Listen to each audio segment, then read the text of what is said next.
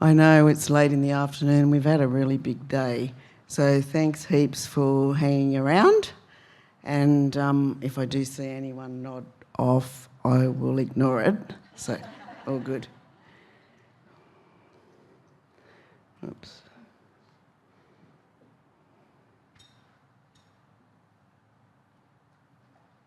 See, already I can't do this. The movie won't work. Oh, hang on. As key human.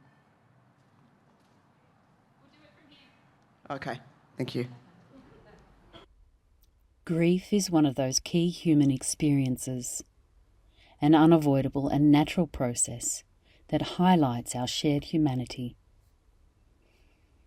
If we are met with awkward and unhelpful responses to our grief, as many people report, it can compound our grief, leaving us feeling lonely, isolated, and uncertain if what we are experiencing is normal.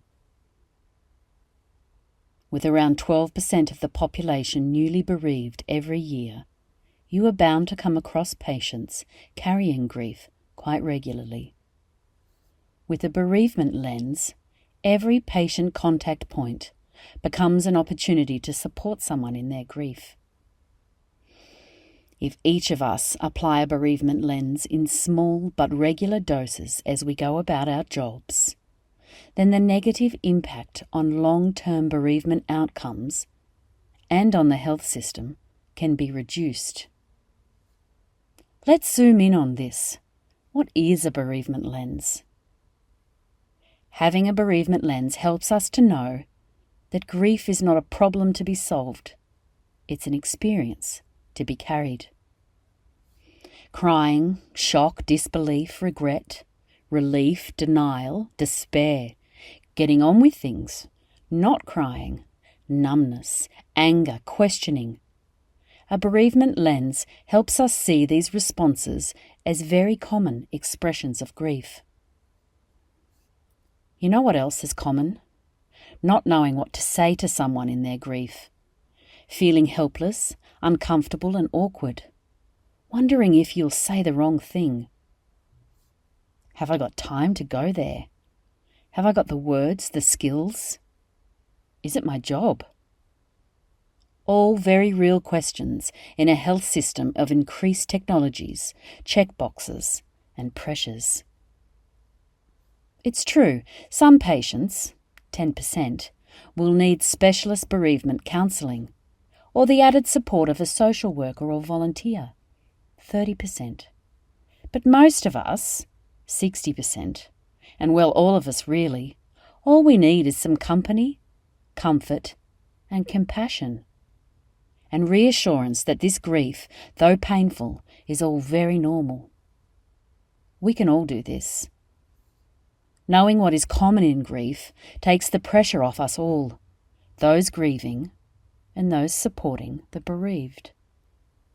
Listening to their stories, letting people cry, connecting with them as you go about your job of assessing, treating, educating your patients, can help to normalise grief and really can make a meaningful difference.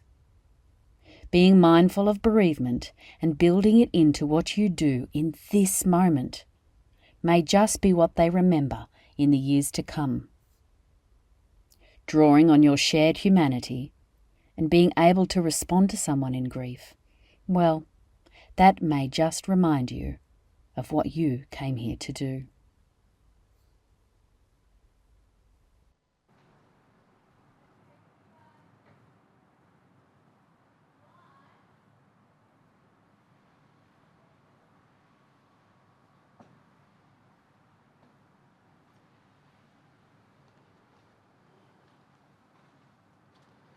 So grief is a natural response to loss.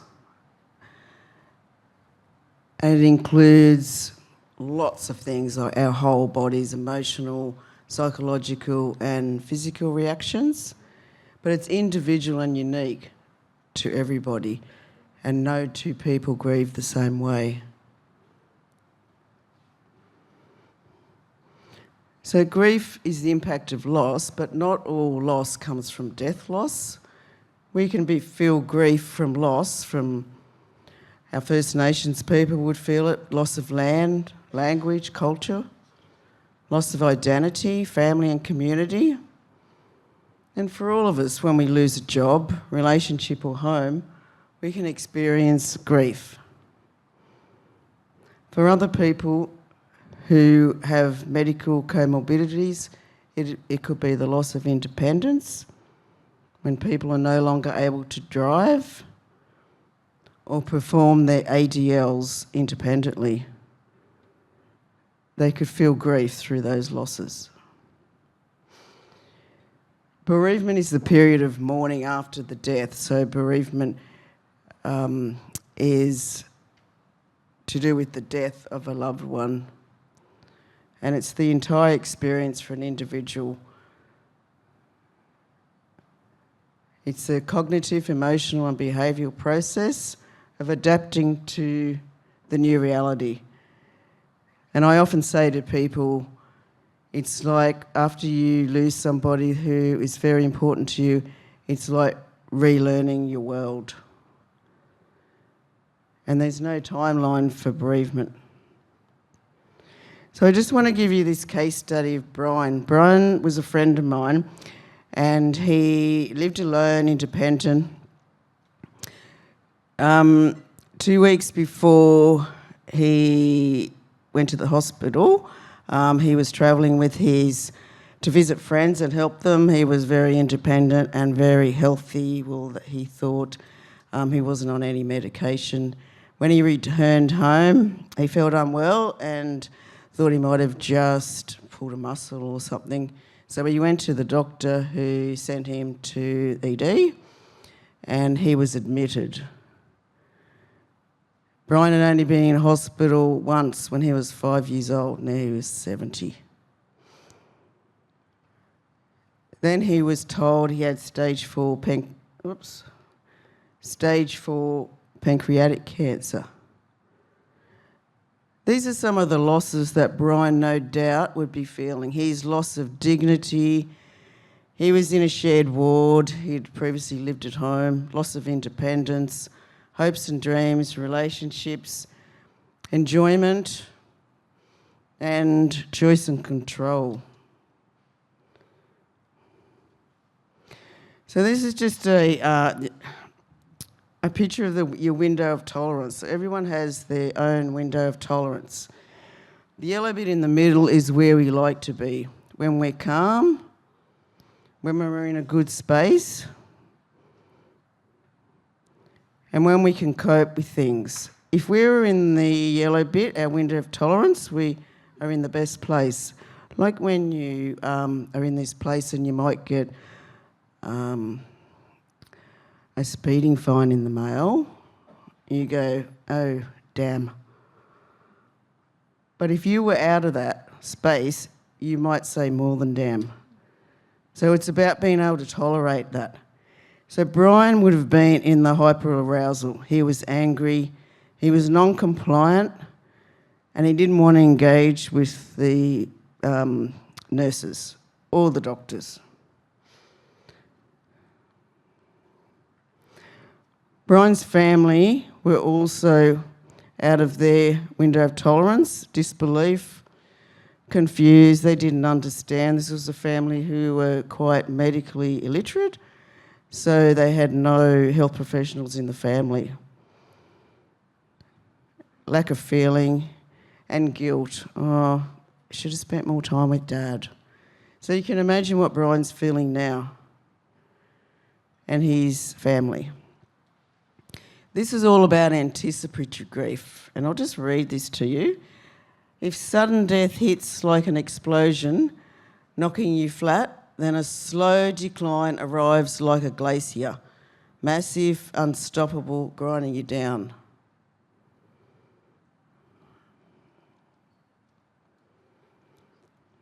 So anticipatory grief is the grief prior to death. And in the palliative care arena, there would be many of our patients, clients and families experiencing anticipatory grief. It encompasses the impending loss of experience and planned futures.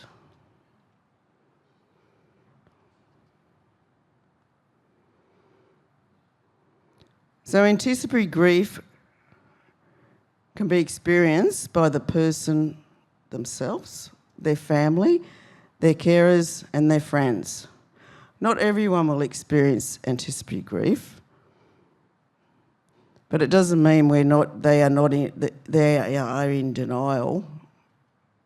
Everybody's different and unique. And sometimes people will appear to be in denial, but it's a coping strategy. Sometimes people will detach emotionally as a way of coping.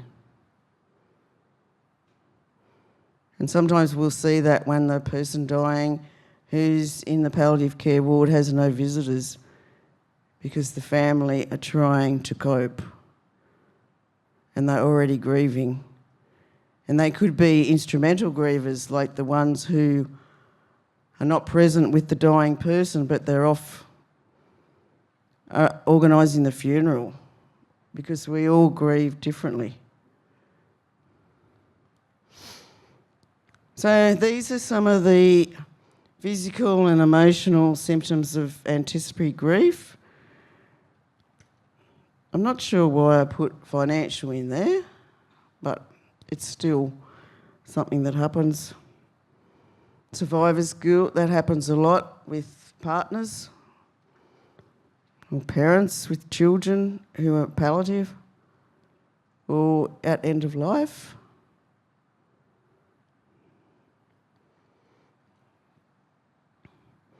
Tiredness, people get anxious, and that's where we can sometimes see conflict in families, because people are very anxious. So we need to talk to each other. Look after the carer, but don't take over. The carer might be really tired, but often that is what the carer needs to do for that lasting connection to the loved one. A study in Sweden with a group of women who had lost a husband found that 40% of them said the pre-loss stage was more stressful than the grief afterwards. And grief is not something to be fixed. So if we could go through the stages of grief, that would be on your left, which is nice and tidy.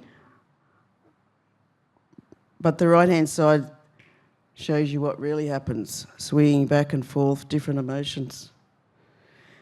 So we can listen to patients, take time to listen, ask the patients about their choices, desires, values, be person-centred, and we've talked about that a lot today, about listening to the patient.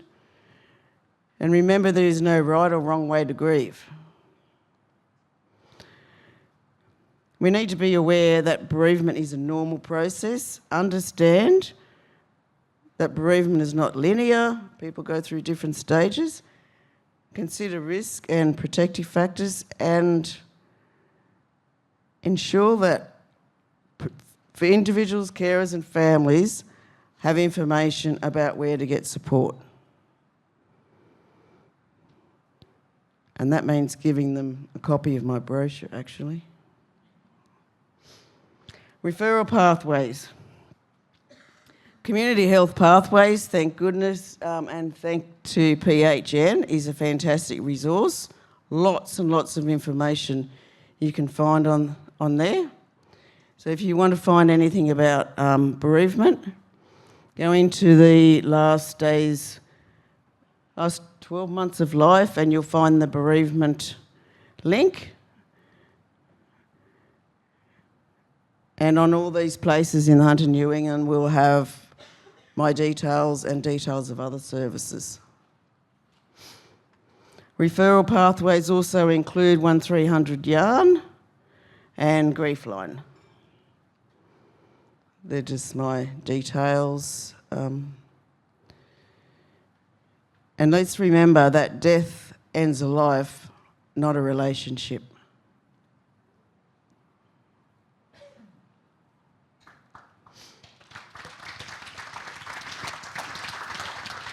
Thank you, Kate. Before we let you go, let me ask you this. Is there anything we shouldn't say to someone experiencing grief and bereavement? That's a good question. Yeah, there are a few things we shouldn't say, and sometimes we still say them. Like, he had a good innings. Don't worry, you can have another child. It's God's will. What else do people say? I know how you feel. They're in a better place. Or they're out of pain now. It's okay for the carer or the bereaved to say that, but not for us, because we don't know if they're in a better place, and it's not helpful. Thank you so much. And we're going to invite you back for the panel in a short while, so you can have a brief break, but you will be back up the front soon. Okay. Thank you, Kate.